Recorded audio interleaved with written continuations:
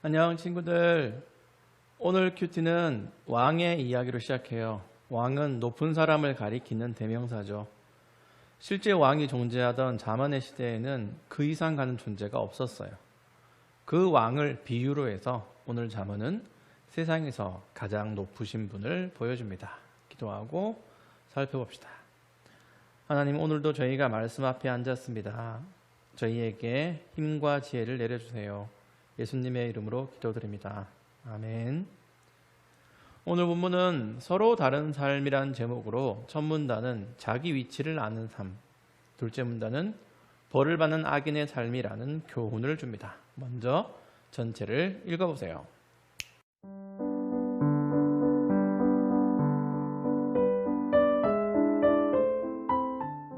첫 문단을 봅시다. 현대에도 왕이 존재하는 나라는 있지만 이전에 비해 절대적인 권한은 없어요. 그런데 잠언시대의 왕은 입법, 사법, 행정의 모든 걸 마음대로 할 수 있었지요. 잠언은 눈에 보이는 그런 왕과 비교할 수 없는 하나님의 권위를 알려줘요. 1절에서 하나님은 왕의 마음까지 바꾸실 수 있는 분이에요. 절대 군주의 시대도 그럴진데 오늘날은 두말할 것도 없죠. 처음부터 세상은 하나님이 창조하셨고 하나님만 세상의 주인이세요. 성경은 자주 하나님을 왕의 왕으로 묘사해요. 그래서 2절에 사람의 모든 행위가 자기에게 옳게 여겨져도 여호와께서는 마음을 아신다고 해요.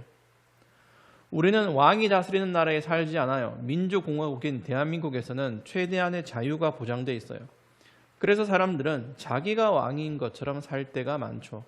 취향, 판단, 결정, 책임까지 전부 자기한테 달려 있어요. 바로 여기서 문제가 생길 수 있어요.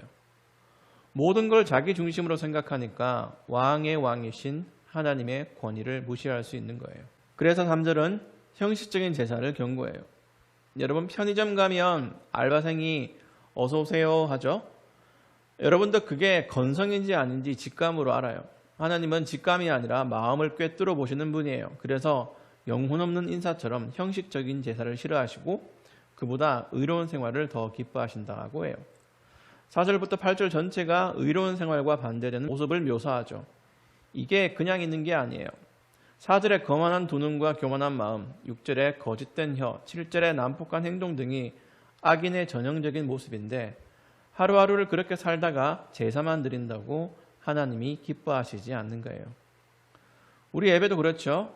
한번 생각해 봅시다. 나의 예배는 삶이 빠진 형식적인 것이었나요? 아니면 의로운 생활이 묻어있는 온전한 예배였나요?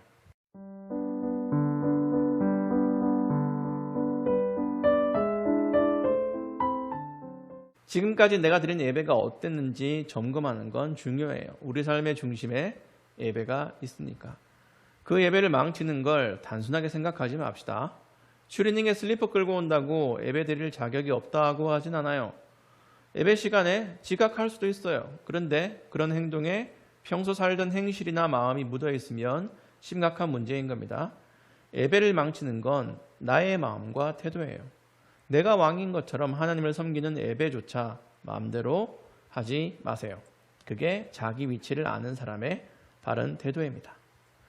그걸 생각하면서 이 문단을 다시 읽어보세요. 9절부터 14절은 하나님 앞에서 천방지축으로 까부는 악인들의 생활상을 보여줍니다. 거기서 내가 경계해야 할 것들을 찾아보세요. 여러분과 내가 14절처럼 뇌물을 주고받을 일은 없겠지만 다른 잘못은 얼마든지 저지를 수 있어요. 이 문단을 읽으며 내 삶을 돌아봅시다.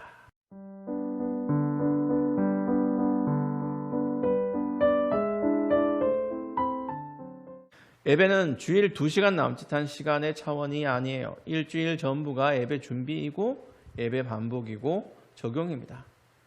알바생이 건성으로 하는 인사를 보며 속으로 욕하는 사람들이 우습게도 하나님을 속일 수 있다고 착각해요. 하나님이 그 시꺼먼 속을 모르실 거라고 만만하게 보죠.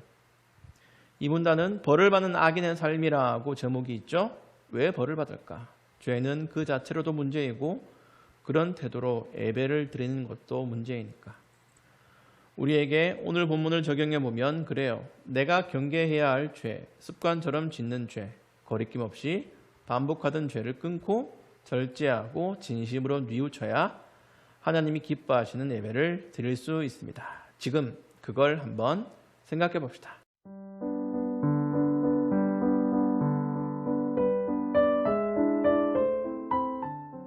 오늘은 생각한 그걸 적용해 보는 거예요. 우리가 순식간에 삶의 태도를 바꿀 수는 없지만 하나하나 점검하고 떼어낼 수는 있어요.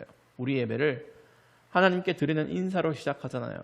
점점 의로운 생활로 예배를 드릴 때 하나님과 우리의 인사에는 진심과 감격이 묻어나올 거예요. 우리 모두 그런 예배를 꿈꾸면 좋겠네요.